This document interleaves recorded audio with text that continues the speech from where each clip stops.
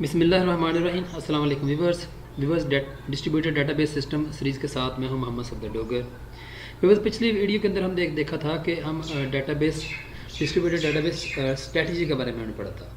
तो दो स्ट्रेटजी होती है व्यूवर्स, एक रेप्लिकेशन और दूसरी होती है फ्रेगमेंटेशन। तो व्यूवर्स, आज के लेक्चर के अंदर हम देखेंगे कि रेप्लिकेशन होता है, व्हाट इज़ रेप्लिकेशन, और साथ हम देखेंगे advantages and disadvantages of replication. Means कि अगर आप रेप्लिकेशन वाली स्ट्रेटजी अडॉप्ट करते हैं तो उसके क्या एडवांटेजेस आपको हो सकते हैं और क्या उसके डिसएडवांटेजेस हो सकते हैं, ताकि आपको पता होगा कि आपने अगर रेप्लिकेशन की तरफ जाना है तो ये ड्रॉबैक आपको या इन मसाइल का आपको सामना करना पड़ सकता है। तो स्टार्ट करते हैं, पहले डेफिनेशन देते हैं। Data replication is the process of storing data in more than one site over node. जो डाटा रेप्लिकेशन की बात करें तो हम जो डाटा स्टोर करते हैं तो वो एक से ज़्यादा साइट के ऊपर जो है ना वो डाटे को स्टोर करते हैं। It is useful in improving the availability of data. तो इससे व्यूअर्स क्या होता है कि डाटा आपका मुख्तलिफ जगह पर पड़ा होता है, तो उससे डाटा जो है ना आपका अवेलेबल जो है ना वो उसकी इम्प्रूविंग बढ़ जाती है। हर जगह डाटा अवेलेबल होगा तो इससे आपकी जो है ना अवेलेबिलिटी इंक्रीज़ हो जाएगी। It is simply copying data from a database from one server to another server so that all the user can share the same data without any inconsistency। तो व्यूअर्स, तमाम सर्वर के ऊपर एक या दूसरे server पे ऊपर एक ही डाटे की दूसरी कॉपी वहाँ पड़ी होगी, तो इससे क्या होगा कि हर यूज़र जो है ना वो सेम डाटे को जो है ना एक्सेस कर रहा होता है विदाउट एनी के इनकन्सिस्टेंसी।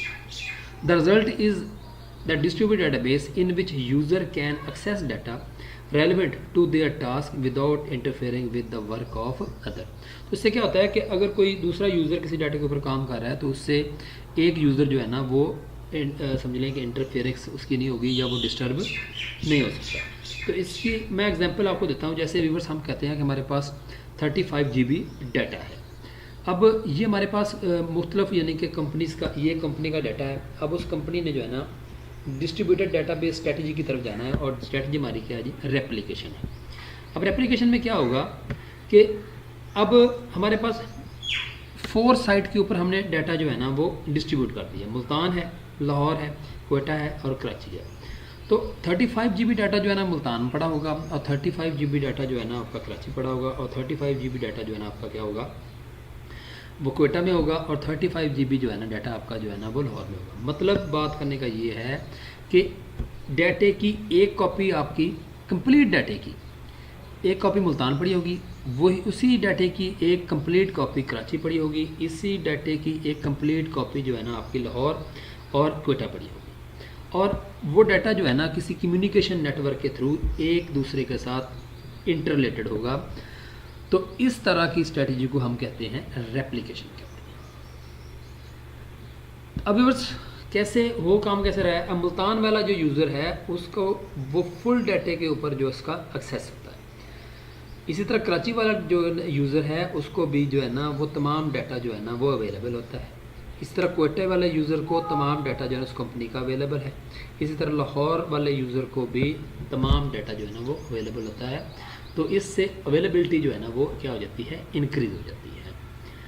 अब किसी वजह से भी बस अगर आपकी मुल्तान वाली साइड जो है ना वो डाउन हो जाती है तो कराची का या लाहौर का जो नज़दीक तरीन यूज़र होगा उसको इस तरफ जो है ना वो क्या कर, मुल्तान वाले यूज़र को उस तरफ जो है ना वो क्या कर दिया जाएगा, डाइवर्ट हो जाएगा। इससे क्या होगा, इससे ये होगा कि एक सर्वर के डाउन होने से या एक साइट के डाउन होने से आपकी कंपनी का जो डाटा है उसकी अवेलेबिलिटी जो है ना वो मुतासर नहीं होगी। क्यों? क्योंकि जो मुल्तान का यूज़र है, जब ये मुल्तान वाली साइट जो है ना आपकी डाउन होती है तो उसको नज़दीक तरीन जो उसका सर्वर होगा, ये साइट होगा, उसकी तरफ जो है ना वो क्या कर दिया जाएगा, डाइवर्ट हो जाएगा। और बाकी तमाम जो है ना उस कंपनी का जो है ना यूज़र जो है ना वो अपना वर्क कर रहे होते हैं। इसके बाद व्यूअर्स, हम अगर एडवांटेजेस की बात करते हैं तो to improve a consistent copy of data across all the database node। मतलब यह है कि कंसिस्टेंट कॉपी डाटे की जो है ना तमाम नोड के डाटाबेस नोड के ऊपर जो है ना वो अवेलेबल होती है। To increase the availability of data, जिससे डाटा की अवेलेबिलिटी जो है ना वो इंक्रीज़ हो जाती है। The reliability of data is increase through data replication. Data reliability जो है ना उसकी भी इंक्रीज़ हो जाती है through replication. Data replication support multiple user and give high performance. Data replication व्यूवर्स मल्टीपल यूज़र को सपोर्ट करती है और उससे उसकी परफॉर्मेंस जो है ना वो हाई हो जाती है। To remove any data redundancy the database are merged and slave database are updated without outdated और incomplete data. Since replicas are created, there are chance that the data is found itself, whether the transaction is executed, which reduce the data movement, जिससे क्या हो जाएगी data की movement जो है ना वो कम हो जाएगी। To perform faster execution of query की एग्जीक्यूशन जो है ना वो भी व्यूअर्स फास्टर हो जाती है।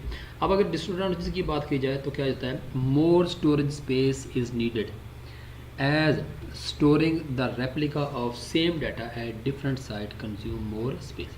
अगर जैसे हमारे पास 35 GB डाटा था, अब अगर हमने उसको 4 साइट के ऊपर रखा है तो हमें जो है ना 140 GB जो है ना वो स्पेस की ज़रूरत है, तो जिससे हो जाएगी आपको स्पेस जो है ना वो ज़्यादा चाहिए, कंज्यूम होगी। Data replication become expensive when the replica at all different site need to be updated.